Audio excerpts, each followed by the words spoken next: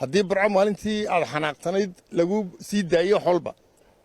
dee ha ka dhigin burco in dadka kale ay representationkii isaaq ku lahaa ay ku lahaayeen waxaa iman kara dad fara badan oo aan aaminsanayn goonisutaag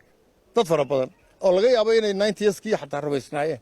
laakiin kolka ay arkeen sida ay tahay dowladnimadan Soomaaliland dad fara badan baa imika aan haddii heli karayaan in gorgortan dambe ay Soomaaliya la galaano muxuu federaalka iyo gooni isutaagu dan ahaan marka aanad ka hadlayn hadda caadifyada isaaq ee qalbiga jacaylkiiyo nacaybka marka aanad ka hadlayn xamar dooni mayno markaan taa ka hadlay eed caqli ka xisaabtanayso anigu haddii aan arkayo wax u dhaama gooni isutaaga noocan aan arkaya een guri harin ee wax walba la iibsaday ee cadaaladdeeda sidan tahay taadan wixii aan siyaad barre ku diiday wax ka xun anigu gooni istaag dee ku qaadan maayo oo ku taageeri maayo dii oo aniga laygu odhan maayo xabaalaha dadka ku jira iyo lafaha kaygu odhanayana hadda waa kii dilayba isaaq ayeentu haddan isaaqnimo safka ku soo maraa aniga igu leeyahay marka anigu nimankaan waan raacsanahay waana niman aqoon leh waana niman madaxa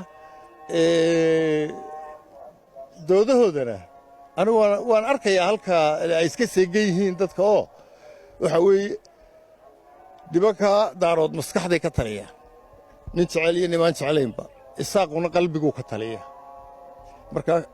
caadifyad weeye ta qalbigu ninka maskaxda ka taliya kolba jar buu dhigayaa isaguyo waa sax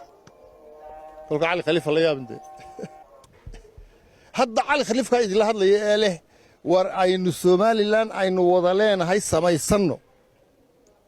markuu sidaa yidhaa waxaa la soo boodaya idin may iyo xasuuq wana la xasuuqay war xasuuqa laguma helo dee qarannimo hadduu ku yidhaa aniga lama xasuuqina deega taga daba oo waxaad samaysataa Somalilandtii dadka la xasuuqay hadduu ku yidhaa lixaq buu leeyahay isna waxaabuu ku odhan karaa dowladdaydii daarood baad rid marka adeer waxaa tegey ma aha waxaynu inuu mustaqbalkeenna waxa go'aaminayaa noqdo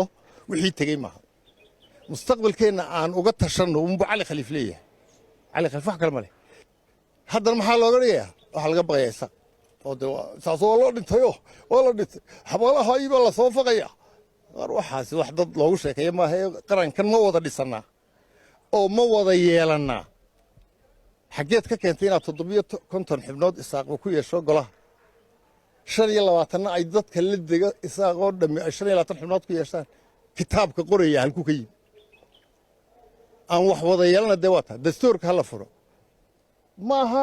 qaynuun in cali loo furo cali khaliif in dhulbahanta loo furona maaha waa in innagoo isu dhan aynu eegnaayo wixii inaga qaldan aynu ku wanaajinayno dastuurkeenna iyo goorta ugu habboonee aynu furayno dee innagu aan ka ansano lesinad ha loo saaro waxaanan rumaysanahay anigu waxaa ka dhow oo ugu dhow in la yidhaha siyaasadda khaarijigu ay noqoto ma aha aanu Soomaaliya wada hadalno ha laga qaado aqoonsi ha laga qaado afti shacbiga Soomaaliland xaq buu leeyahay madaxweyne codun buu leeyahay ka muqdisho joogay oo dhashay muxuu ka yaray ra'iisul wasaare ku-xigeenkiina cod buu isna leeyahay every one of us cod buu leeyahay weliba beersantka intay goorgoortahay haddaynaan qabanin aftidana beersantku waxaad mooddaa inuu isa soo weydaaranayaba oo anigu garan maayo maanta midnimo iyo gooni isutaag kaanu codaynayo waayo aniga waxaan ku go'aan qaadanayaa waxa dadkayga u dana ya dalkayga iyo dadkaa anigu aan ahay wixii u dan ah ayuunbaa i xukuma caadifiyad iyo